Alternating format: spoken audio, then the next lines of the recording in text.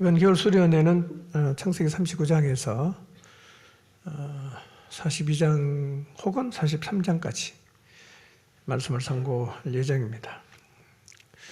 오늘부터 수련회가 시작된 건 아닌데 수련회 말씀은 시작되었다고 생각하시면 되겠습니다. 이번 수련회를 통해 그냥 은혜 받았다 이런 정도가 아니라 공동체가 완전히 살아나게 되기를 축복합니다. 공동체 살아나려고 하면 우리 각자가 살아나야 되죠. 내가 누구인가? 그리스도인은 무엇을 하며 살아야 되는가?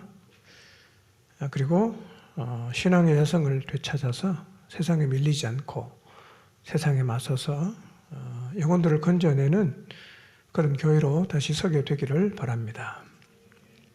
자, 이번 수련의 주제 한번 읽어볼까요? 시작.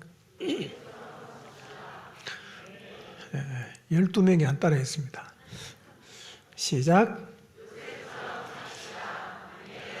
여러분 성경을 지금 창세기 다들 읽고 계신데요. 39장부터 50장까지가 요셉에 대한 얘기입니다. 굉장히 길죠? 아주 길게 나옵니다. 자, 저는 이번 요셉에 대한 말씀을 묵상하면서 제가 요셉을 참 피상적으로 알고 있었다는 생각을 많이 하게 됐습니다. 내가 그냥 겉만 이렇게 핥았구나. 그 내면의 깊은 부분을 내가 깊이 보지 못했구나 라는 생각을 하게 됐습니다. 요셉이 어떤 삶을 살았는지는 여러분도 대충 이야기할 수 있죠? 팔려가서 노예로 살다가 감옥 갔다가 그 다음에 총리 됐다가 형들 만나고 110세 죽고 그런 얘기는 어느 정도 여러분이 다 이제 알고 있는데요. 근데 구체적으로 묵상을 하면서 저는 요셉의 삶이 참 충격적으로 다가왔습니다. 어떤 의미냐면, 이 사람 진짜 보통 사람 아니구나. 제 안에 이런 질문이 생겼어요. 내가 과연 요셉처럼 살 수 있을까? 이런 질문. 이게 참 쉽지 않겠다. 아니, 누구라도 이렇게 사는 게 가능할까? 우리 중에 요셉처럼 살 수 있는 사람이 있을까? 정직하게 그런 질문을 했어요. 오늘 본문만 봐도 그래요. 요셉의 나이가 17세잖아요. 여러분, 산전수전 다 겪은 어른도 이렇게 억울한 일을 당하면 앞으로 못 나갑니다. 푸석 주지 않습니다. 근데 이 요셉은 17살이잖아. 그냥 가요. 이게 보통 내공이 아닙니다, 여러분. 보통 내공이 아니에요. 근데 내공이 도대체 어디서 나왔어요? 인생을 많이 산 것도 아니고 특별한 게 없단 말이에요. 근데 살아내고 있어요. 너무 신기하지 않습니까? 어떻게 이게 가능하냐? 저는 여기 오늘 저 뒤에 저 위에 17세 한번 손 들어보실래요? 17세. 17세 하나도 없어요? 밑에는 오케이, 위에 오케이. 한 명 손 들었네? 오케이. 졸지 말고 잘 들어간다고? 왔다 갔다 하지 말고 앉아서 딱 잘 들어봐. 니네 다 요셉처럼 살아?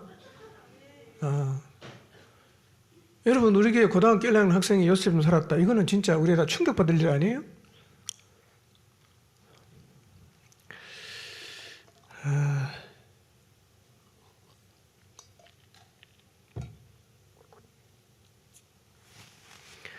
저는 이번 수련회를 통해서 우리 모두가 정직하게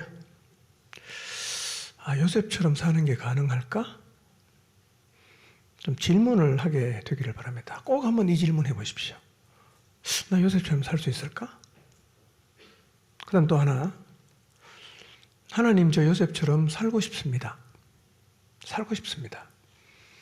그런 갈망. 그리고 되네.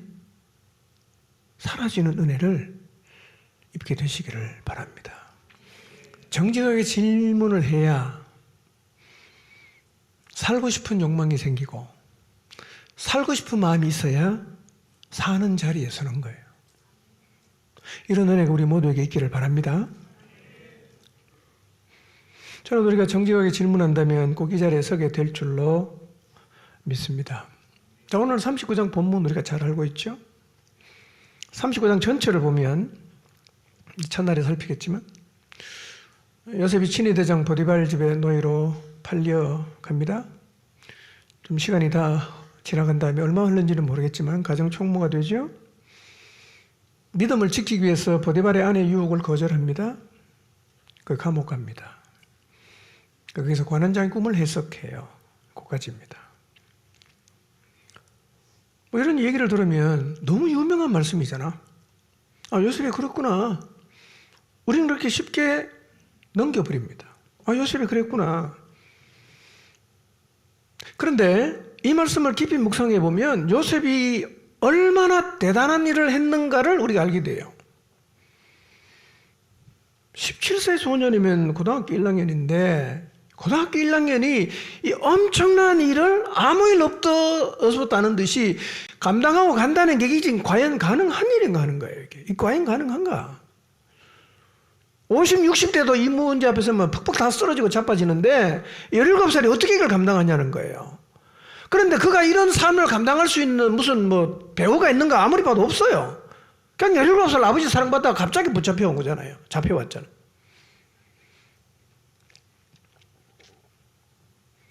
요셉 너무 대단합니다, 여러분. 저는 이번 수련회를 통해서 우리가 요셉 이야기를 보면서 우리를 좀 보게 되기를 바라고 그 요셉처럼 살 수 있는 삶의 답을 찾게 되시기를 바랍니다. 자, 39장 배경 잠깐만 보지요. 아버지 심부름 갔지요. 아버지가 세겜에 형들 잘 지내는지 가서 한번 좀 확인하고 와라 이렇게 보냈어요. 요셉이 갔는데 뭐 아무리 찾아봐도 세겜에 형들이 없어요. 열심히 찾았는데 없잖아. 그럼 집에 가면 되잖아. 아버지 다 뒤졌는데 형들 없던데요? 이러면 되잖아. 요셉 어떡합니까? 기어이 지나가는 사람에게 다 물어갖고 형들의 동선을 확인해요. 그리고 어디까지 갑니까? 도단까지 가요. 그러니까 그냥 뭐 대충 하고 집에 가도 되는데 굳이 아버지 말씀을 순종하려고 수소문을 해서 도단에 찾아갔는데 형들을 만나자마자 형이 어떡합니까? 너 잘 만났다. 저 꿈꾸는 자 온다. 그리고 최석옷을 찢어 벗깁니다. 구덩이 던져버립니다. 원래 죽이려고 했어요. 여러분 아무리 형제끼리 어르렁거리고 싸워도 죽여버릴 생각은 안 하지 않습니까? 형제들 간에 살다 보면 싸우죠. 죽여버리겠다 생각을 하십니까? 제 인간 내 손에 반드시 내가 해치운다 이런 생각 안 하지 않습니까? 너무 화가 나면 잠깐은 하겠지만 그걸 가슴에 품고 실행에 옮기는 경우는 거의 없단 말이에요. 근데 이 집은 콩가루 집안이야. 진짜 죽이려고 한 거예요. 그러다가 미디안 상인이 지나가니까 유다가 제안합니다. 야, 우리가 형제인데 죽일 필요는 없지 않냐. 팔자 그냥. 이래서 합의가 돼서 노예로 팔렸어요. 그 요셉 입장에서는요. 아버지 신분을 갖다 갑자기 봉변을 당했는데 이거는 뭐 어떻게 진짜 꿈에도 한번 생각하지 못했던 일을 본인이 지금 겪고 있는 거죠. 해석이 됩니까? 여러분 요셉의 입장에서 이 상황이 해석이 됩니까? 여러분 우리가 인생에서 어떤 일을 겪든지 간에 해석이 돼야 됩니다. 해석이 안 되면 다음 자리 못 갑니다. 그냥 그 주저앉아 있을 수밖에 없어요. 이게 왜 이렇게 이런 일이 내게 일어났는지 해석이 안 되는 사람은요 그 다음으로 못 넘어간단 말이에요. 요셉이 넘어갔다는 얘기는 뭘 했다는 거예요? 해석을 했다는 얘기예요.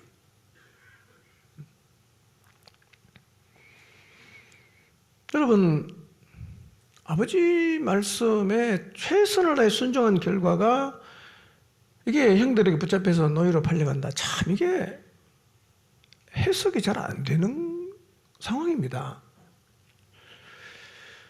자, 여러분 미디안 상인에게 갑자기 이제 노예로 팔려가는 이 요셉의 심정을 한번 생각해 보세요. 어떤 심정이었을까요? 어떤 생각을 하면서 갔을까요? 아마 이랬겠죠. 이 꿈이야? 현실이야? 아니 꿈꾸는 거야? 아마 자기 살을 꼬집어 봤겠죠. 이게 지금 현실이란 말이야 이게? 얼마나 자기 안에 질문이 많이 생겼겠어요. 어떻게 이런 일이 가능하냐? 아니 내가 꿈 얘기를 좀 했다고 해도 어떻게 형님들이 나한테 이럴 수가 있냐. 하나님 어디 계시지? 이제 어떻게 살지? 머리가 얼마나 복잡했겠어요. 답이 나옵니까? 해석이 됩니까? 안 되죠. 여러분 혹시 최근에 아니면 지금 요셉처럼 전혀 예상하지 못한 일, 여러분이 도무지 이해할 수 없는 어떤 일을 겪고 계십니까? 어떤 생각을 하고 있습니까? 어떤 생각이 드시던가요? 어떤 질문이 생기던가요? 결론은 내리셨어요? 해석하셨습니까? 이런 어리둥절한 일을 겪으면 다 이렇게 질문하죠. 어떡하지? 이게 뭐지? 좀 시간이 지나면 하나님 어떻게 나한테 이럴 수 있어? 좀 더 시간이 지나면 원망이 나오는 거예요. 그 사람 소개시키는 사람이 원망스럽고 하나님도 원망스럽고. 그럼 우리가 신앙의 길을 걸어갈까요? 서버립니다. 아니 서는 것마다 잘하는 게 뒷걸음질 치죠. 주님을 위해 살겠다고 의욕차게 뭘 시작했다고 잡았던 거 다 놓아버립니다. 나 안 한다. 다 소용없다. 이렇게 되기 쉽단 말이에요. 그러니까 이해할 수 없는 상황을 겪었을 때 이 과정을 지나가는 게 절대로 쉽지 않다는 거예요. 쉽지 않아요. 근데 요셉이 지나갔단 말이에요. 이게 대단한 겁니다, 여러분. 엄청 대단한 거예요. 저는 요셉이 오만 생각을 다 했겠죠. 예. 짐승처럼 무슨 마차에 실려가면서 노예를 그렇게 푹신한 의자를 줬겠어요. 그냥 짐승을 씻듯이 때려 실어갖고 그냥 끌고 가는데요. 그 털썩거리는 마차 안에서 온갖 생각을 다 했겠죠. 온갖 생각을 다 했을 거예요. 저는 그러나 요셉이 이 막막하고 절망스러운 순간에 하나님께 기도했다고 믿습니다. 요셉이 기도했다고 믿는 것은 제 추측은 아니고요. 기도했다고 볼 수 있는 증거가 있어요. 그 뒤에 가서 제가 설명합니다. 다음 날 하는 게 아니라 오늘 뒤에 가서 합니다. 잘 들어보시기 바랍니다. 요셉이 기도합니다. 하나님 어찌 된 일입니까? 저 이제 어떻게 살아야 됩니까? 말씀 좀 해주세요. 기도했겠죠. 하나님 기도에 대답하십니까? 하나님 건져줍니까? 아무 대답이 없습니다. 하나님은 침묵하십니다. 끌려갔어요. 노예로 팔려갔어요.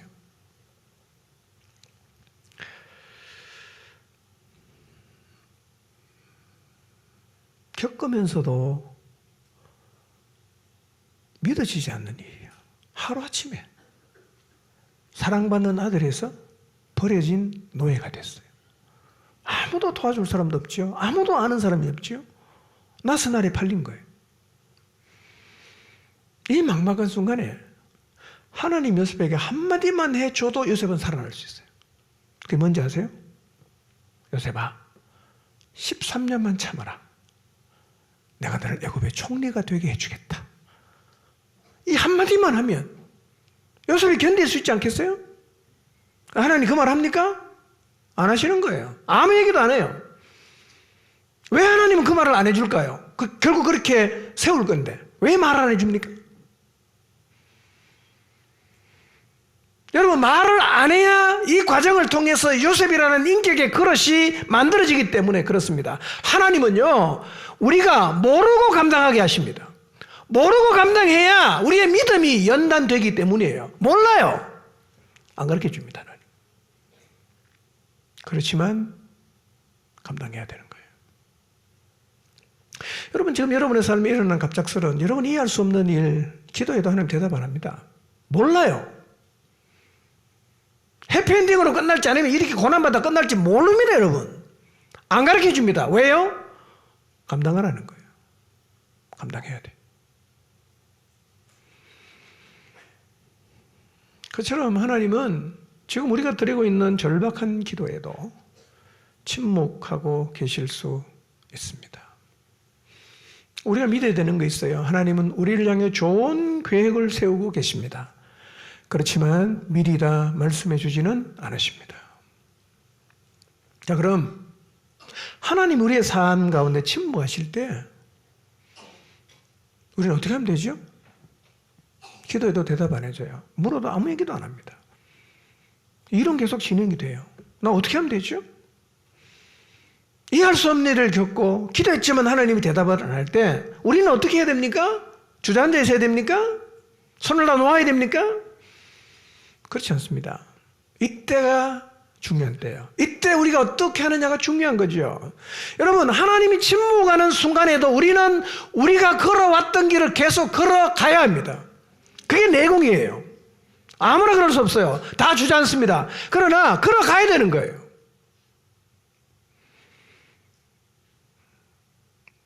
노예로 팔려갔으면 노예로 잘 살아야 됩니다. 여러분의 삶에 이해할 수 없는 일이 일어나도 사역을 잘 감당해야 됩니다. 회사 잘 다녀야 됩니다. 기도 여전히 하고 있어야 됩니다. 섬기는 일 잘 하고 있어야 됩니다. 그게 하나님이 원하시는 일입니다. 그런 과정을 통해서 우리의 내면이 넓혀지고 하나님 앞에서 만들어지는 거예요. 여러분, 지금 하나님이 여러분이 이해할 수 없는 일을 겪고 너무 힘들어서 기도했지만 하나님이 침묵하실 때 여러분이 할 수 있는 일은 그 자리에서 하던 일 계속 하시는 거예요. 평소에 고백했던 말씀대로, 평소에 묵상했던 말씀 그대로 그냥 살아가고 있는 거예요. 이게 중요한 거예요. 여러분, 이것이 막막한 상황에서 우리가 해야 할 일이라는 사실을 믿으시기를 바랍니다. 그래서 저는 여러분 모두가 그런 일을 감당하게 되시기를 축복합니다.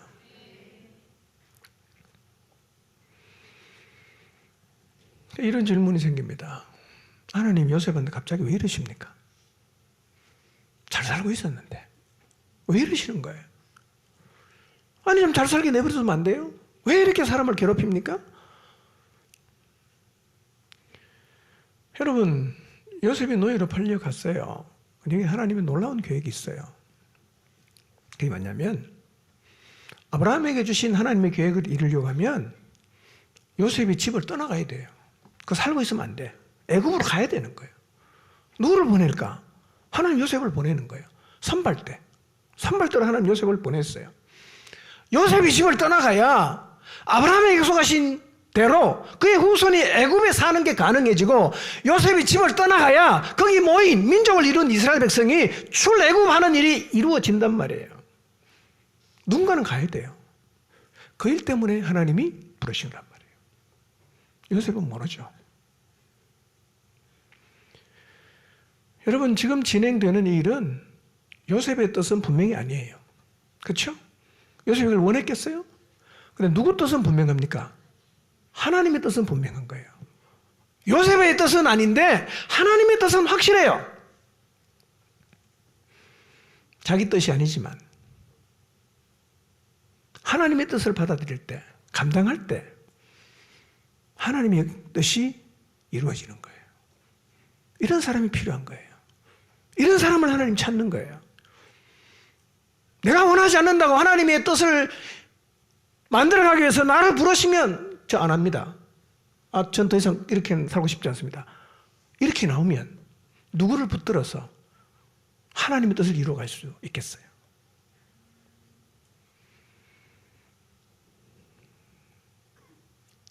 그러나 이 하나님의 계획을 이루기 위해서 요셉은 진짜 엄청난 일을 겪었어요. 엄청난 일. 놀랍게도 17세의 소년이 감당했다는 거예요. 감당했다. 여러분, 그래서 우리는 요셉을 깊이 묵상할 필요가 있습니다. 가능한 일인가 이게? 가능한 일인가? 여러분 다 요셉보다 나이 많죠? 이 밑에 있는 분들은. 이 동네는 좀 어린 애도 있겠죠. 요셉 같은 일을 겪으면 감당할 수 있겠어요? 계속 갈 수 있겠어요? 노예 노릇 잘할 수 있겠어요? 밑바닥에 떨어져서 밑바닥에 떨어진 채로 잘 살 수 있겠습니까? 살아내야 되는 거예요. 그래야 우리의 삶을 통해서 이 땅에 하나님 아버지의 영원한 계획이 이루어지지 않겠어요? 다 못 살겠다고, 난 그렇게는 안 살고 싶다. 누구를 붙들고 하나님 뜻을 이루어 가시겠어요?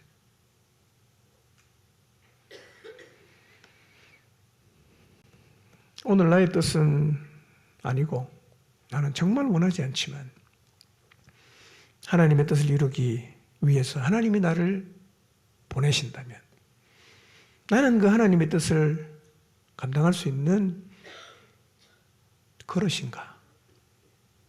한번 돌아보시기를 바랍니다. 나는 그거 감당할 수 있는가? 낮추면 내가 감당할 수 있나? 내게 있는 거 다 가져가셔도 내가 감당할 수 있나?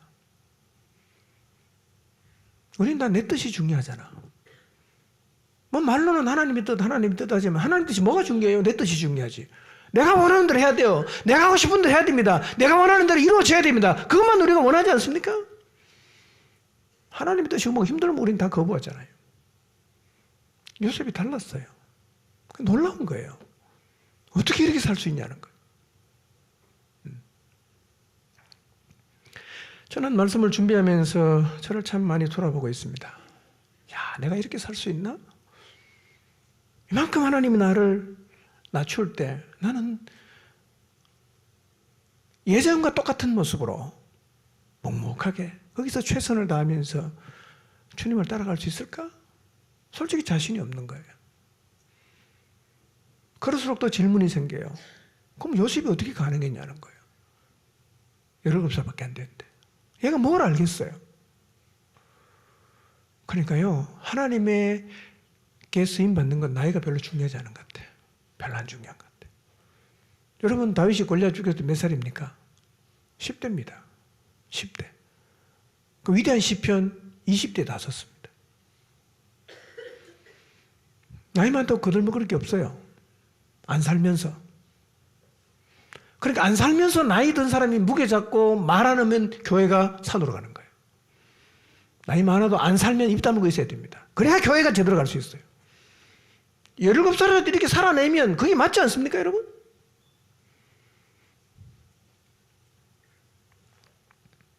근데 우리가 창세기 39장의 놀라운 사건을 읽으면서 별 감흥이 없어요.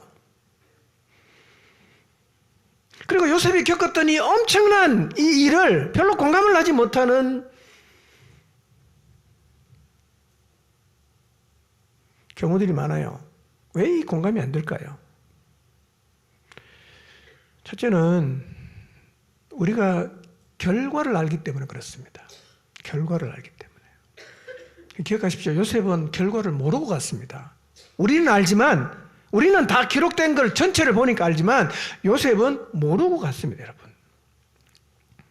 우리는 요셉이 형들에게 팔려 보디발 집에 노예되고 누명 쓰고 감옥에 갇히고 했던 거를요, 별로 대수롭지 않게 생각합니다. 이유가 뭘까요? 그래도 13년 뒤에 총리 될 건데 이렇게 생각을 한단 말이에요. 뭐 조금만 시간 지나면 하나님의 뜻대로 가족들이 다 애굽으로 이민을 올 건데 그게 뭐 대수냐.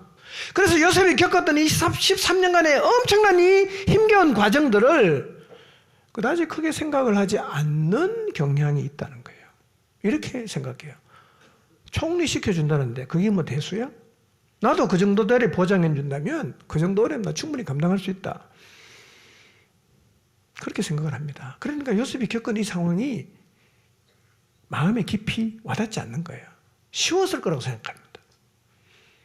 여러분 기억하십시오. 요셉은 모르고 갔습니다. 총리 대신 되니까 일을 나누고 기다린 게 아니에요. 지난 아시안게임에서 우리나라 일본의 축구 결승전이 있었습니다. 내가 TV를 잘 보진 않는데 그때가 몇인지 기억은 안 나요. 밤늦은 시간 같아. 우리나라가 2대1로 이기고 있었어요. 가보니까 2대1로. 시간이 좀 남았어요.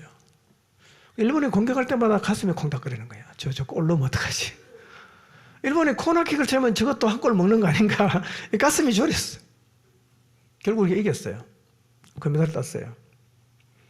근데 그 후에 그 스포츠 채널에 보면 이거를 딱 5분, 10분 이렇게 요약해서 자주 방영을 해요. 그래서 그걸 보면서요, 굉장히 편안하게 긴장감 없이 봤어요. 네.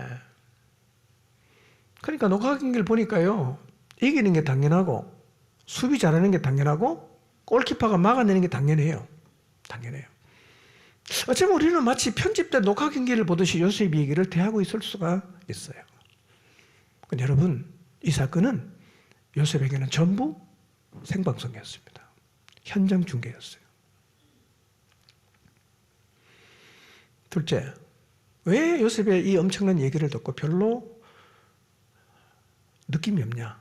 마음이 요동치지 않냐? 이유는 남의 얘기로 생각하는 거예요. 남의 얘기로.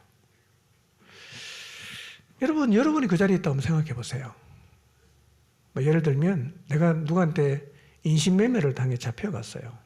뭐 부모에게 다 연락도 안 되고 갑자기 잡혀갔어요. 밀항선을 타고 중국 어느 뭐 이상한 동네 오지에 팔려갔어요. 내가 노예시장에 이렇게 전시가 되어 있어요. 뭐 사람들이 이렇게 와서 이제 뭐 고르다가 험상궂은 준 사람이 나를 탁 닦아챘어요. 돈 주고 사갔어요. 지금 끌려가고 있어요. 저 사람이 어떤 사람인지, 어디로 가는지, 난 어떻게 되는지. 여러분 만약에 그 자리에 있다면 어떤 마음일까요? 아무것도 몰라. 내일 어떻게 될지 몰라. 무섭지 않겠어요? 긴장이 안 되겠어요? 요셉이 이런 일을 겪었다는 거예요. 간단한 얘기 아닙니다, 여러분. 간단한 얘기 아니에요. 엄청난 얘기입니다. 어떻게 살아남을 수 있냐? 어떻게? 여러분, 우리가 꼭 노예로 팔려가지 않았다고 해도 요셉과 유사한 상황을 겪고 있을 수 있어요. 여러분, 의지와 전혀 상관없이 내 삶에서 일어났는데 내가 일단 이해할 수 없고 내가 받아들일 수 없어. 예를 들면 심각한 질병, 아니면 실직, 사업의 어려움, 부부간의 관계 어려움, 억울하게 내가 사람들에게 오해를 받는 일을 겪고 있다면 우리는 지금 거기서 어떻게 행동하고 있을까요? 벌쩍벌쩍 뛰고 있습니까? 고래고래 고함을 치고 있습니까? 어떻게 하고 있어요? 요셉처럼 하고 있습니까?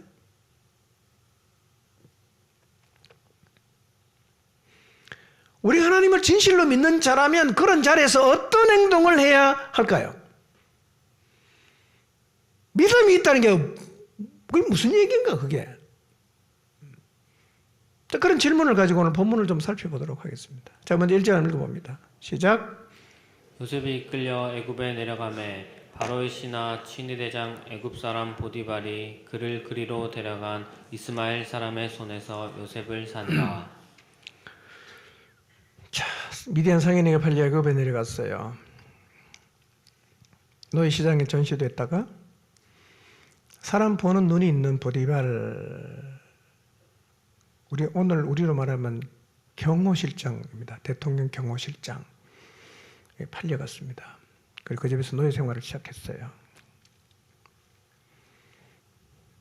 여러분,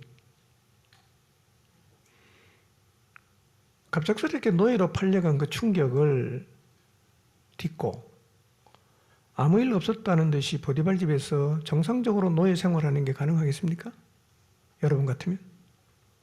그 쉬운 일이겠어요? 멍하지 않겠어요? 살아서 뭐하냐? 죽자. 이런 생각 안 들겠어요?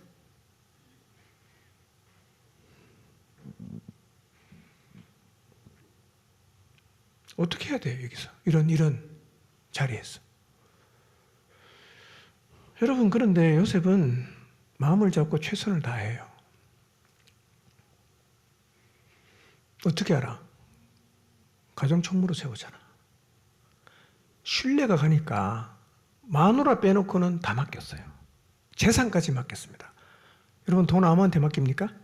돈은 아무한테 안 맡깁니다. 돈을 맡겼다는 것은 완전히 믿는다는 얘기예요. 어떻게 히브리 노예를 그렇게 믿을 수 있어요? 요셉이 어떻게 살았는지를 보여주는 거예요.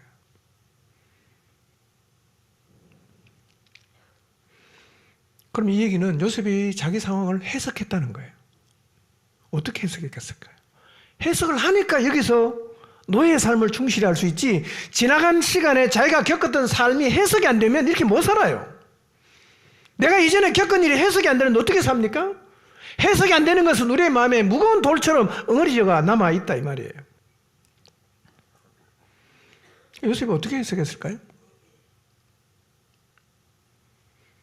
해석이 됐기 때문에 넘어갔어요. 저는 요셉의 해석은 하나님을 믿은 것이라고 생각합니다. 이거죠. 나는 하나님을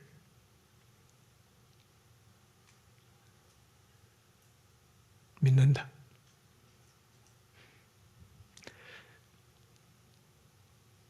내가 지금 이 자리에서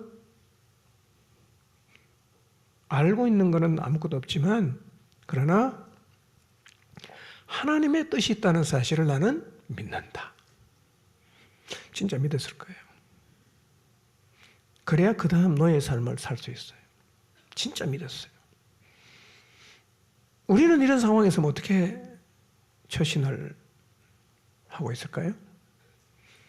여러분은 어떻게 처신하고 계세요? 고래고래고함 지르고 있습니까? 펄쩍펄쩍 뛰고 있습니까? 믿어봐도 소용없다 이렇게 막 외치고 하나님 다 그냥 집어치우고 계십니까? 우리 대개 다 그렇게 하죠. 너무 화가 나면, 너무 이해가 안 되면. 그런 요셉이 얼마나 대단한 거예요. 어떻게 이게 가능하냐는 거예요.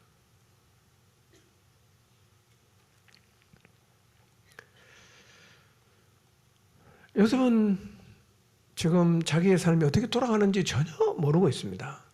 그러나 하나님이 요셉을 집을 떠나게 하시고 애굽으로 데리고 오신, 그래서 그분의 약속을 이루고 계신다는 단서가 또 하나 있어요.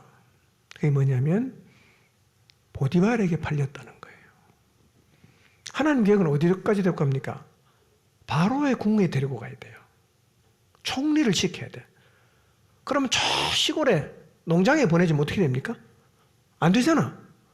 연결 하나 더 걸어야 돼요. 애굽으로 왔다. 그 다음 누구한테 겁니까? 보디발에게 걸어놓는 거예요. 어디로 고리가 이어져 가고 있습니까? 바로의 궁으로 이어지는 거죠. 보디발에게 팔렸다는 게 이게 하나님의 계획대로 하나님의 뜻대로 요셉의 삶을 끌고 가고 있다는 얘기예요. 그런데 문제는 요셉은 몰라요. 모릅니다. 여러분 몰라도 잘 살아야 되는 거예요. 몰라도 믿어야 되는 거예요. 하나님의 그분의 뜻대로 내 삶을 끌고 가시기 때문에. 여러분 왜 노예로 팔리는 일이 일어났습니까? 요셉이 압니까? 모릅니다. 왜 그 많은 사람 가운데 보디발에게 팔렸습니까? 요셉이 알아요? 몰라요. 누구나 압니까? 하나님은 알아요. 하나님이 되신 것은 분명해요. 보디발은 요셉을 바로와 만나게 연결하는 연결점인데요. 39장부터 읽어보면 기가 차게 하나님이 연결고리를 이어가는 거예요. 착착착착 이어갑니다. 요셉은 몰라요. 몰라요. 우리도 모릅니다. 몰라도 잘해야 되는 거예요. 알면 누가 못하겠어? 알면 누가 못하겠어요? 모르고 잘하는 게 뭐예요? 그게 믿음이죠. 알고 잘하는 건 믿음 없어도 할 수 있어요. 그럼 모르지만 하나님을 믿기 때문에 가는 게 그게 진짜 믿음이라는 사실을 기억하시기 바랍니다. 그런 믿음이 우리에게 있어야 돼요. 그게 진짜 믿음이에요. 그러니까 요셉은 너무 힘들죠. 그러나 하나님의 뜻은 진전되고 있습니다. 처음에 집을 떠났어요. 이제는 보디발 집에 갔어요. 우리 인생도 하나님이 이렇게 이끄신다는 걸 믿으시기 바랍니다. 여러분 우리가 힘겨운 길을 가고 있고 이 안 되는 걸 가고 있지만 꼭 기억해야 될 게 있어요. 우리를 향한 하나님의 사랑에 변함이 없다는 거예요. 우리가 몰라도 하나님의 뜻이 이루어지고 있다는 것입니다. 이것을 진실로 믿으시기를 축복합니다. 믿어야 돼요. 자, 그러면 보디발의 집에서 요셉은 어떻게 살았을까요? 어떻게 살았을까? 진짜 과거를 해석한 사람다운, 그래서 노예이지만 사랑하는 아들에서 노예로 밑바닥으로 떨어졌지만 정말 노예 노릇을 잘 했냐? 아니면 옛날 생각하면서 그냥 힘들게 살았나? 2절 3절을 한번 읽어봅니다. 시작. 여호와께서 요셉과 함께 하심으로 그가 형통한 자가 되어 그의 주인 애굽 사람의 집에 있으니 그의 주인이 여호와께서 그와 함께 하심을 보며 또 여호와께서 그의 범사에 형통하게 하심을 보았더라.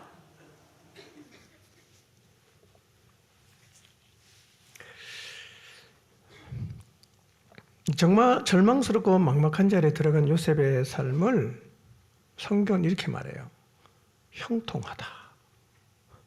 형통하다. 지금 노예잖아요. 뭐 하다고요? 형통하대요. 뭐가 형통입니까? 노예로 팔린 게 형통입니까? 남의 집에 노예로 사는 게 형통입니까? 어쩌면 이 형통은 우리가 생각하는 형통과는 너무 다를 수 있어요. 자, 그런데 요셉과 관련해서 형통이라는 말이 한 번 더 나오는데 한번 생각해 보세요. 언제쯤 나올 것 같아요? 요셉의 삶을 생각해 보시고 요셉의 삶에서 여기서 형통하다고 했는데 한 번 더 형통하다는 말이 나오거든요. 언제 나올 것 같아요? 여러분 유심히 보고 기억하실 수도 있겠지만 만약 기억 못하면 상상을 해보십시오. 언제 나올 것 같아요? 네. 그건 되게 이렇게 생각, 총리 대신 됐을 때 아니면 야곱의 모든 가족이 이주해 왔을 때 형통했다라고 기록되었을 거라고 생각합니다. 여기에 기록되어 있어요. 39장 2절 3절 봅니다. 시작. 간수장은 그의 손에 맡긴 것을 무엇이든지 살펴보지 아니하였으니 이는 여호와께서 요셉과 함께 하심이라. 여호와께서 그를 범사에 형통하게 하셨더라. 자, 어디에서 형통하다 그럽니까? 감옥에서. 노예로 살 때 형통하다 그러고 감옥에 가 있는데 형통하다고 말을 해요. 뭐가 형통입니까? 노예로 살고 형통하고 누명 쓰고 감옥에 있는 게 형통하면 여러분 이런 형통하고 싶습니까? 형통해본들 감옥이야. 형통해본들 노예야. 이런 형통하고 싶으세요?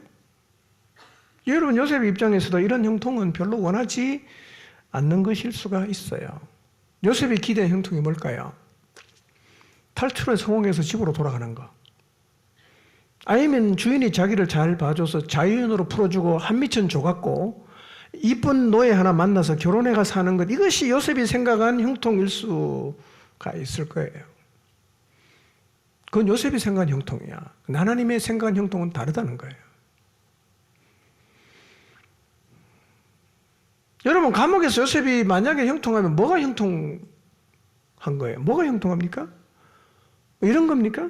간수장에게 잘 보여서 감옥생활 편하게 하고 인맥을 잘 사갖고 그것도 관리들이 많으니까 바로공에 관리들이 갇히는 감옥이니까 어떻게 줄 잘 따서 후위를 도모할 수 있었던 것이 형통입니까?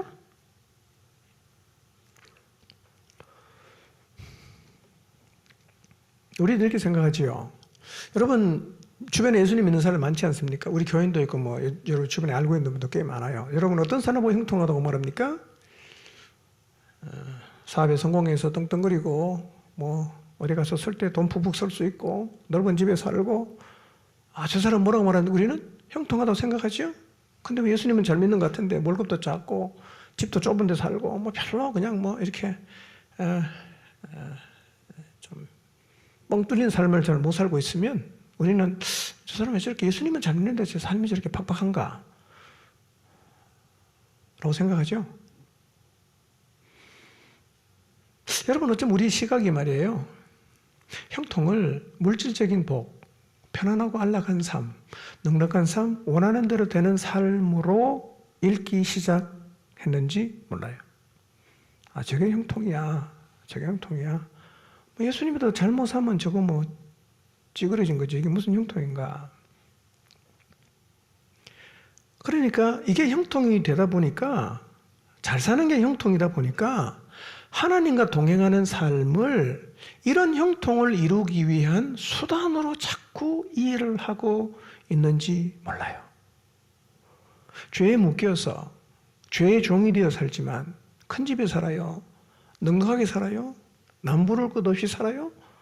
그럼 그렇게 생각합니다. 저 사람은 어쨌거나 형통하네.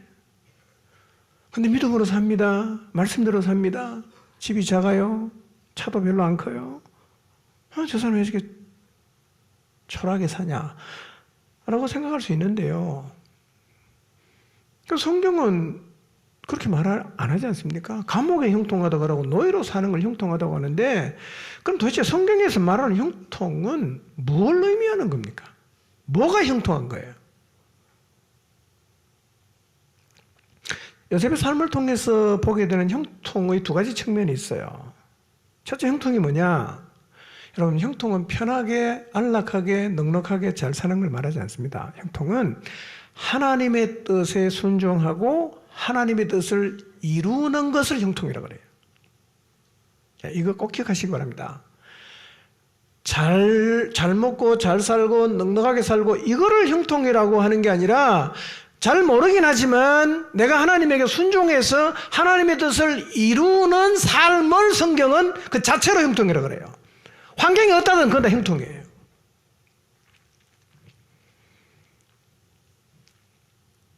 여러분, 우리는 형들에게 팔려 보디발집 노예가 되고 감옥에 갇히는 과정은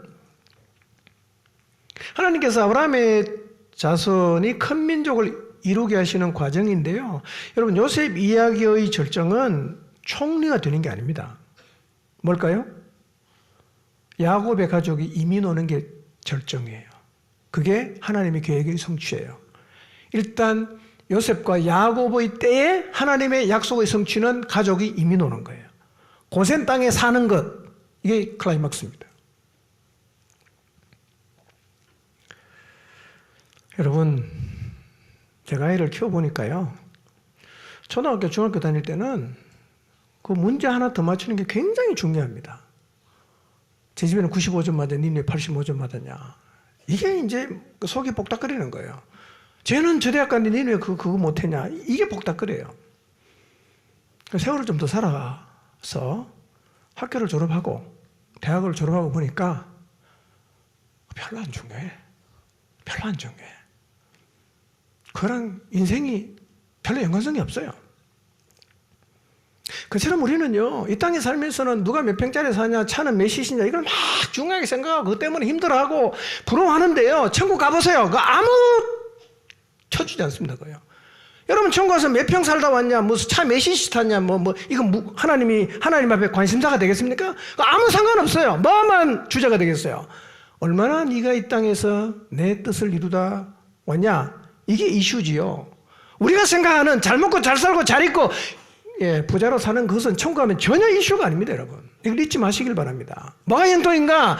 하나님의 뜻을 이루는 게 형통이지요. 그것과 상관없이 죄 짓고 죄종으로 살면서 잘 먹고 잘 사는 거 성경은 형통이라고 말하지 않는다는 거예요. 저는 여러분이 하나님의 뜻을 이루는 삶을 살아가는 형통을 누리게 되기를 축복합니다. 그런데 이 하나님의 형통을 이루는 일이 간단치 않아요. 누가 그 일에 쓰임받을 수 있습니까? 감당할 수 있는 사람이어야 돼요. 노예의 삶을 잘 살아낼 수 있는 사람. 자기에게 주어진 삶을 믿음으로 해석할 수 있는 사람. 그 사람이 이 자리에 서는 거죠.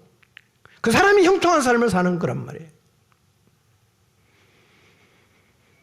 여러분, 성경은 요셉의 삶을 왜 기록했냐? 요셉이라는 사람이 이렇게 노예로 출발해서 애굽의 총리가 되었다는 입지적인 그런 삶을 얘기하려고 하는 게 아니라 이 요셉이라는 사람을 통해서 아브라함에게 약속하신 하나님의 뜻이 어떻게 이루어졌는가를 기록하고 있는 거예요.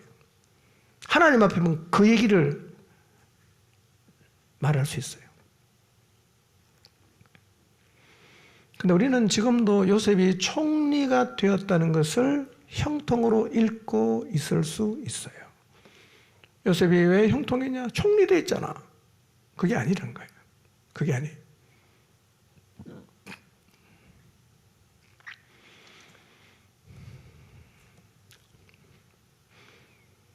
요셉은 자기를 통해서 이루어가시는 하나님의 뜻 몰랐어요. 그러나 하나님이 어느 자리에 두든지 간에 순종함으로 하나님의 뜻을 이루었고, 그래서 노예로 살았던 요셉의 삶, 감옥에 있었던 요셉의 삶을 성경은 형통이라고 말합니다. 만약에 요셉이요, 노예로 팔려가서 절망했거나 감옥에 팔려가서 자살을 했거나 아니면 총리가 되어서 성공을 자랑하면서 무기 잡고 군림하고 떵떵거리고 그냥 없는 사람 무시하고 자기를 위해 살았다면 성경은 요셉의 삶을 형통하다고 말하지 않았을 거예요. 그런 의미에서 바울이 형통한 자였어요. 그런 의미에서 모세는 형통한 자였어요. 그런 의미에서 다윗은 형통한 사람이었습니다. 그런 의미에서 다니엘은 형통한 사람이었어요. 저는 여러분 모두도 형통한 사람이 되기를 바랍니다. 여러분, 인생은 풍족하거나 가난하게 사는 데 의미가 있는 게 아닙니다. 이럴 수도 있고 저럴 수도 있어요. 핵심은 뭐예요? 내 뜻이 아니라 하나님 뜻을 이루는 거예요. 가난하고 병들어도 고생해도 하나님의 뜻을 살아가면 그건 형통이에요. 우리는 그걸 형통이라고 불러야 됩니다. 많고 잘 돼야 형통이라는 세상적 관점을 우리는 버려야 합니다. 두 번째, 어떻게 하면 요셉처럼 살 수 있을까요? 요셉이 형통하게 살았잖아. 요셉이 형통하게 살게 된 결정적인 이유는 뭘까요? 여러분, 요셉이 형통하게 살게 된 결정적인 이유는 뭐냐면 하나님이 함께하는 거였어요. 형통의 가장 중요한 요건은 하나님과 함께하는 거예요.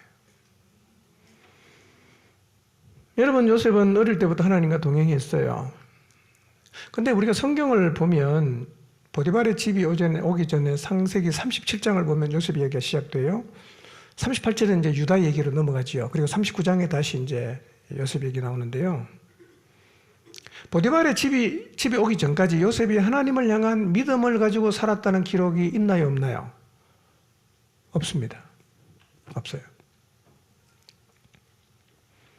그러니까 갑자기 39장에 와서 노예로 팔려간 다음에 여호와께서 요셉과 함께 하셨다는 말씀이 다소 생소하게 들릴 수 있어요. 그전에는 그런 말이 전혀 없거든요. 갑자기 툭 튀어나왔어요. 자, 그럼 이렇게 생각할 수 있어요. 요셉이 보디발의 집에 오기 전까지는 완전히 나날이로 살았는데 노예로 팔리면서 갑자기 그냥 믿음이 생겼거나 보디발의 집에 팔리면서 그때부터 하나님이 함께했다 이렇게 말할 수 있을까요? 그런 일은 없습니다. 오늘은 어제의 결과지요. 어제가 없는데 오늘은 절대로 안 생깁니다. 여러분, 어제까지 세상에서 맨날 술 먹고 막 그냥 쾌락에 빠져 살다가 오늘 갑자기 와서 성령 충만한 삶이 가능합니까? 그런 일 없어요. 안 생깁니다, 그건요. 그럼 미루어 짐작할 수 있는 게 뭘까요? 보디발의 집에 와서 하나님과 동행한 게 아니라 이전부터 요셉이 그렇게 살았다는 얘기인데 이게 추측이 아닌 증거가 있어요. 자, 39장 9절을 한번 볼까요? 시작. 이 집에는 나보다 큰 이가 없으며 주인이 아무것도 내게 금하지 아니하였어도 금한 것은 당신뿐이니 당신은 그의 아내임이니라. 그런즉 내가 어찌 이 큰 악을 행하여 하나님께 죄를 지으리이까. 자, 요셉이 보디발 아내의 유혹을 이겼죠. 그 원동력이 뭐였어요? 하나님이셨어요.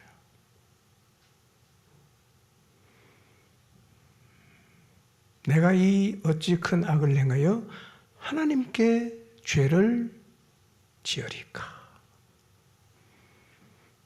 여러분 안에 하나님 계시죠? 죄 이겨집니까? 왜 못 이겨요? 요셉은 이겼는데. 우리는 함께함이라는 단어의 무게를 너무나 격화시켜놨어요.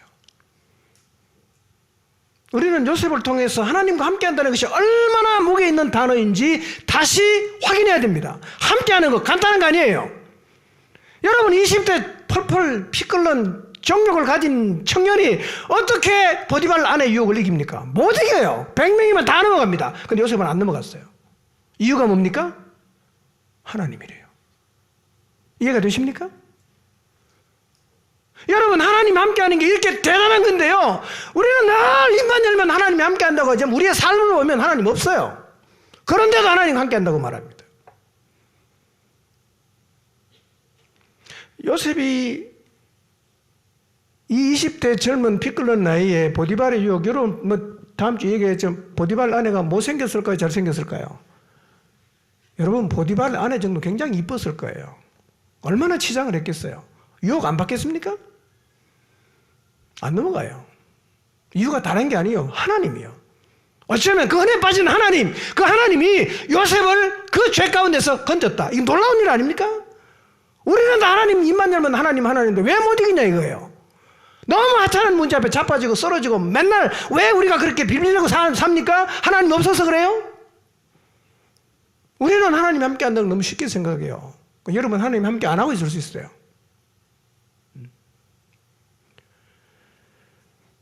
여러분, 요셉이 하나님 때문에 보디발의 아내의 유혹을 이겼다는 말은 요셉이 하나님을 아주 크게 의식하고 있었다는 거예요.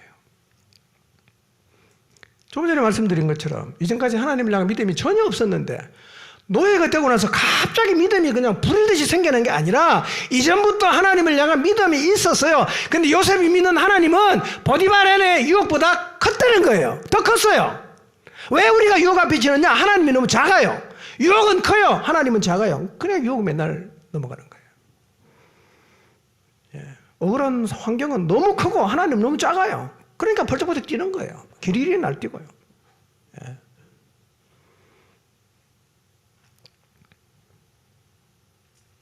여러분, 하나님은 어떤 분이에요? 여러분의 삶에 크신 분입니까? 죄를 이기게 하시는 분이에요? 늘 하나님 부르시면 나가면 또 죄 짓고, 늘 하나님 나가면 또 거짓말하고, 그렇습니까? 하나님 함께 한다는 게 어떤 의미예요? 저는 이런 요셉을 보면서 충격을 받는 거예요. 야, 하나님이 함께 한다는 게 이런 거구나. 나는 왜 안 되지? 뭐가 문제예요? 함께함이 문제란 말이에요. 뭐가 함께하는 거예요? 고민해 보시길 바랍니다. 깊이 묵상해 보시기 바랍니다. 이번 수련회 내내 이것 좀 질문해 보세요. 요셉의 삶을 통해서 특별하게 볼 수 있는 이거 하나밖에 없어요. 함께함 빼는 거 아무것도 없습니다. 근데 이 함께함이 그를 그렇게 살게 만들었어요. 놀라운 거예요. 자, 40장 8절 하나 더 봅시다. 시작. 그들이 그에게 이르되 우리가 꿈을 꾸었으나 이를 해석할 자가 없도다. 요셉이 그들에게 이르되 해석은 하나님께 있지 아니하니이까 청하건대 내게 이르소서. 자, 이것도 여러분 동화 얘기 아닙니다. 현실이에요. 감옥에서 술 맡던 관원장이 꿈을 꿨잖아요. 그럼 요셉이 해석해 주죠? 뭐라고 말합니까? 해석은 누구한테 있다? 하나님께 있다. 이렇게 말할 수 있겠어요? 해석은 하나님께 있습니다.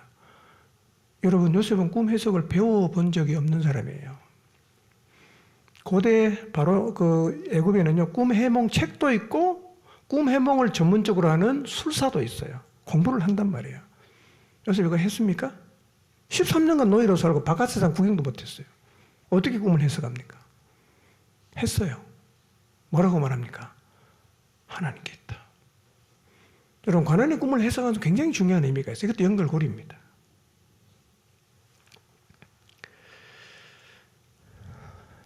여러분, 요셉은 술 맡은 관원의 꿈을 해석했어요. 해석은 그대로 됐어요. 3일 후에 술 맡은 관원은 복직했습니다. 떡 맡은 관원은 달렸어요. 질문. 요셉이 어떻게 꿈을 해석할 수 있었을까요? 요셉이 어떻게? 동화 아닙니다. 실제로 있었던 일이에요. 노예로 살다가 감옥에 들어와서 술 맡은 거나 떡 맡은 거나 뒤치다거리 하다가 갑자기 꿈꿨는데 가서 해석해 줬다. 이게 말이 됩니까? 어떻게 살았길래 이게 가능하냐는 거예요. 뭐였어요? 원동력은 하나님이셨어요. 하나님이 함께 했어요. 요셉과. 하나님이 지혜를 줬겠죠. 여러분, 하나님이 함께 할 때 주어지는 은혜가 엄청 많습니다. 하나님이 함께 하면요, 보디발 집에서 노예살이 잘 할 수 있어요. 하나님 함께 하면요, 보디발 아내의 유혹을 이길 수 있어요. 하나님 함께 하면요, 한 번도 배워본 적이 없는 꿈도 해석할 수가 있어요. 다 어디 들어있다고요? 함께함 안에 다 들어있어요.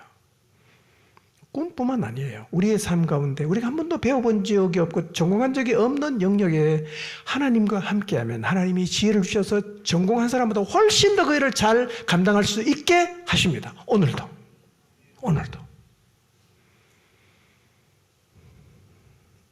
저는 요셉을 보면서요, 이 하나님과 함께한다는 것이 얼마나 엄청난 것인가를 깊이 깨달아요. 야, 진짜 대단한 거네, 이거. 대단한 거네.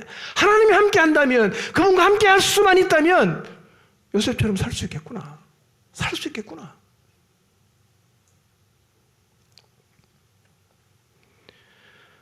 여러분, 굴곡이 많은 인생길, 우리가 예상하지 못한 여러 일도 일어나고 나는 가기 싫은 길을 걸어가야 되기도 하는 이런 인생길, 어떻게 그 와중에서 하나님의 뜻을 이루는 형통한 삶을 살 수가 있을까요? 비결이 뭐라고요? 하나님과 함께함이에요. 하나님과 함께함. 여러분, 하나님과 함께하면 우리가 어떤 모양으로 살든지 그 자체가 형통한 삶임을 믿으시기를 바랍니다. 여러분, 제발 형통을 잘 된다는 의미로 해석하지 마십시오. 이 말은 잘 되면 안 된다 그런 얘기는 아니에요. 이럴 수도 있고 저럴 수도 있어요. 중요한 핵심은 뭡니까? 하나님의 뜻이 이루어져야 돼요. 3절을 보세요. 3절을 읽지는 않겠습니다. 주인이 요셉을 통해서 누굴 봤다 그래요? 하나님을 봤다. 그 애굽은 이제 다신을 섬기는 거니까요. 보디발이 요셉을 보면 하나님 믿었다 그런 얘기는 아니고 네가 믿는 신 참 대단하다 그런 의미로 받아들였단 말이겠죠. 보디발은 하나님 모르죠. 근데 하나님이 요셉과 함께 한다는 걸 봤어요. 제가 믿는 신이 쟤랑 함께 하는구나. 제가 믿는 신이 제 삶을 끌고 가는구나. 이걸 봤다는 거예요. 그래서 함께 하심을 보고 형통케 하심을 봤다 그래요. 여러분, 보디발이 어떤 사람입니까? 왕의 궁전에서 수많은 노예를 부려본 사람이에요. 그 친구 집에 가서도 수많은 노예를 부려본 사람이고요. 수많은 노예를 봤지요. 자기 집에도 노예가 많아요. 그러니 그가 본 노예의 모습은 딱 정해져 있어요. 노예, 그래, 뭐 그렇게 산다. 이게 딱 정해져 있죠. 척 보면 아는 거죠. 그러니까 이렇게 수많은 노예를 보니까 별 차이가 없단 말이에요. 그러니까 이렇게 생각했겠죠. 다 거기서 거기지 뭐. 다르면 얼마나 다를까. 이렇게 생각을 했겠죠. 그런데요, 요셉은 달랐어요. 달랐어요. 지금까지 그가 봤던 수백 수천 명의 노예랑 얘는 다른 거예요. 여러분, 그래서 보디발이 충격을 받는 거예요. 여러분, 어떤 면이 다른 노예와 달랐을까요? 노예 삶을 다 거기서 거기입니다. 누군가에 잡혀서 남의 집에 노예로 왔다. 그 다 가슴에 한을 맺고 있지 않겠어요? 그리고 원망하고 거칠고 아무나 대들고 그냥 막 억울하다고 길길이 뛰고 다 그러지 않습니까? 복수의 칼을 갈고 무슨 얼굴에 생기가 있겠어요? 너무 어둡고 도망갈 생각이 나고 다 그렇게 살거든 노예가요.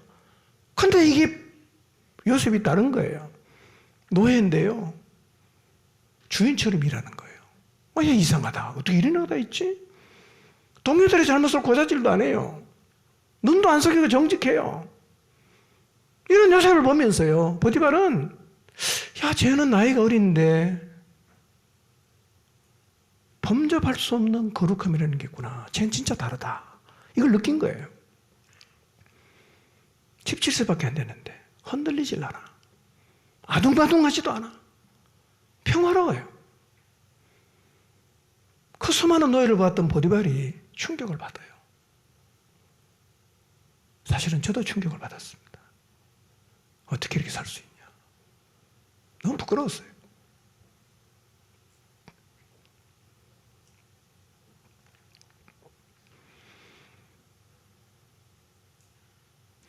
그래서 저는 요셉을 보면서 엄청난 도전을 받습니다.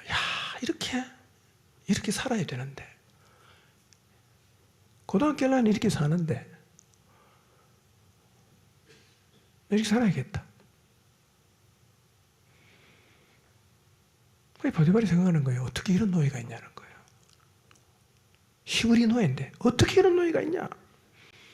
그러니 보디발이 요셉을 주목하죠. 주목합니다. 마음이 열리는 거예요.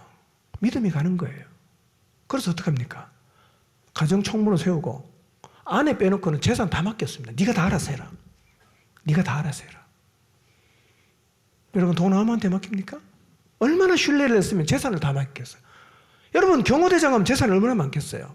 그 충분히 빼돌릴 수도 있잖아. 노예인데. 언제 들고 튈지 알아요? 다 맡기는 거예요. 뭘 봤어요? 다르다는 걸 본 거예요. 쟤는 제가 섬기는 신이 함께하는 게 맞다 이거예요.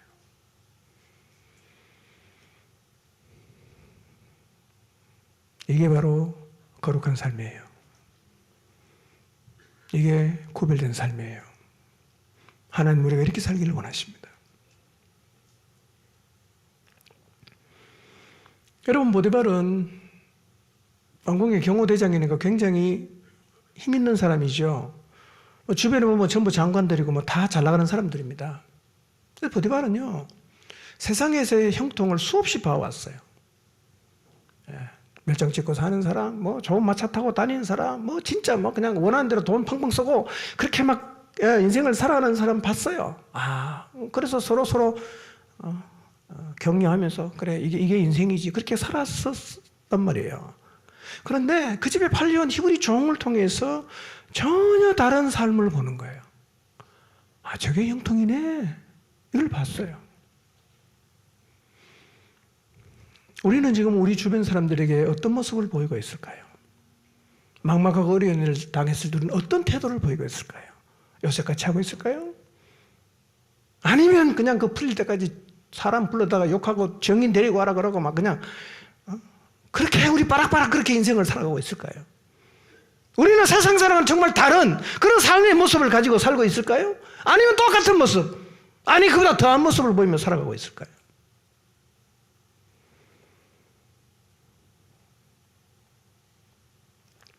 이 자리에서 보이는 우리의 삶이 달라야 하나님 보여준단 말이에요. 똑같으면 어떻게 보여줍니까?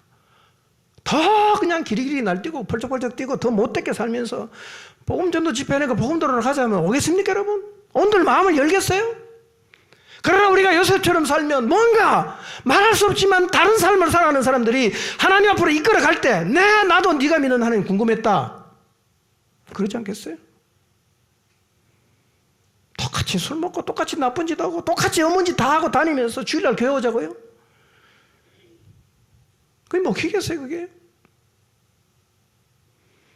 이 히브리 소년 17세 되는 소년이 그 바로왕궁에 잘 나가는 이 경호대장 보디발의 마음을 완전히 뒤집어놨잖아요. 완전히 뒤집어놨잖아요. 한 명이 제대로 살면 엄청난 일이 벌어지는 거예요. 한 명이 그냥 미꾸라지처럼 허리면 또 엄청난 일이 벌어지는 거죠. 여러분 주변 사람에게 물을 흐리는 사람입니까? 하나님은 보여주는 사람입니까? 잘 봐야 돼요. 그리고 요셉이 정말 위대한 거예요, 여러분. 나이 따질 게 아니에요.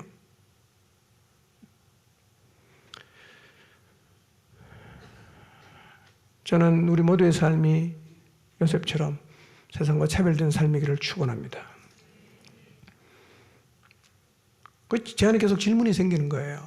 17세 소년이 어떻게 이런 삶을 살 수 있었냐? 너무 궁금해요. 어떻게 이게 가능했냐는 거예요. 여러분 안 궁금하십니까? 어떻게 이 일을 살 수 있어요? 살고 싶으시죠? 살게 되길 바랍니다. 그 길이 있어요. 요셉의 삶을 보면 답이 나오는데요. 성경은 요셉의 삶을 가능케 한 걸 딱 한마디만 얘기합니다. 함께함이라는 거예요. 함께함. 하나님이 그와 함께했다. 이게 다예요. 저는 이 말씀 보면서 굉장히 중요한 교훈 두 가지를 얻어요. 첫째 뭐냐? 하나님과 함께함이 정말 놀라운 거라는 거예요. 우리가 너무 쉽게 생각하는 교회 다니고 예수님 믿으면 다 하나님 함께하지 라고 말하는 그 함께함이 그렇지 않다는 거예요. 너무 놀라운 거예요. 이 하나님 함께함 안에 모든 게 다 들어있어요. 죄를 이기는 힘도 있어요. 이해할 수 없는 상황을 믿음으로 감당할 수 있는 힘도 있어요. 사람들이 풀지 못하는 난제를 하나님께로부터 받아서 풀 수 있는 지혜도 어디 다 들어있어요. 함께함 안에 전부 다 들어있다는 겁니다. 여러분 하나님과 함께함을 사모하시기를 바랍니다. 사모하십시오. 함께하면 달라져요. 함께하면. 전지전능하신 하나님, 여러분을 사랑하시는 하나님이 지금도 여러분과 함께하고 있다는 사실을 날마다 인식하며 살아가시기를 바랍니다. 그분이 함께 하세요 지금. 한번 살아보세요. 진짜 삶에 영향이 옵니다. 거절할 수 있어요. 받을 수 있어요. 지혜가 생깁니다. 요셉이 특별한 게 아니에요. 그와 함께한 하나님, 우리와도 똑같습니다. 함께합니다. 똑같은 능력 드러내세요. 두 번째, 저는 함께함이라는 말이 주는 두 번째 중요한 교훈은 이거였어요. 우리가 하나님과 함께하지 못하고 있다는 거예요. 못하고 있다는 거예요. 하나님 함께 안 하는 거예요.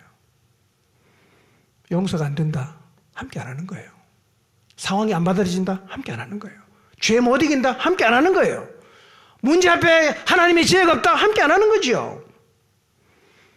내가 세상 사람과 똑같은 모습으로 사는데 뭘 하나님이 함께하는 거예요? 하나님이 함께하면 요셉은 살게 된단 말이에요. 제가 이 함께함이라는 무게를 느끼면서 깨달은 건요, 많은 사람이 하나님과 함께 안 하고 있구나 이거예요. 안 하고 있구나. 여러분, 함께한다는 말 함부로 쓰지 마세요. 굉장히 무게 있는 말이에요. 엄청난 얘기입니다. 여러분, 대통령이 늘 여러분과 함께 있다고 생각해보세요. 이게 보통 얘기입니까 이게?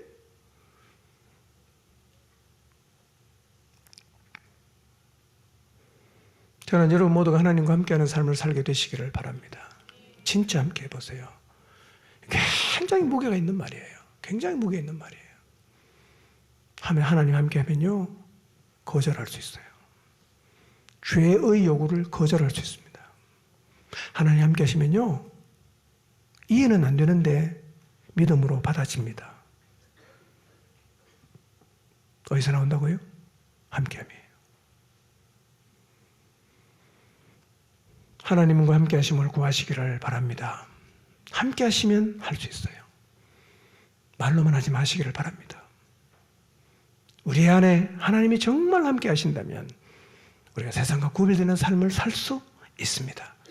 그러나 만약에 여러분이 세상 사람들과 하나도 구분이 안 되고 똑같거나 더 악한 모습으로 살고 있다면 지금 여러분이 하나님과 함께하지 않는다는 사실을 인식하시기를 바랍니다. 그리고 다시 하나님과 함께하는 삶을 구하는 자리로 나오게 되시기를 바랍니다. 이론적 함께함이 아니라 실제로 하나님이 여러분과 함께 하시기를 구하십시오. 그리고 함께함의 능력을 조금씩 맛보아 가시기를 바랍니다. 요셉이 보디발이 봤을 때 자기 평가가 아닙니다. 보디발이 봤을 때 다른 노예와 정말 구별이 됐잖아요. 그처럼 우리 주변에 있는 사람들이 우리를 봤을 때 보디발이 다른 노예와 요셉을 구별했던 것처럼 여러분의 삶을 세상의 다른 사람들과 구별할 수 있는 거룩한 삶을 살아가게 되시기를 주님의 이름으로 축복합니다. 기도하겠습니다.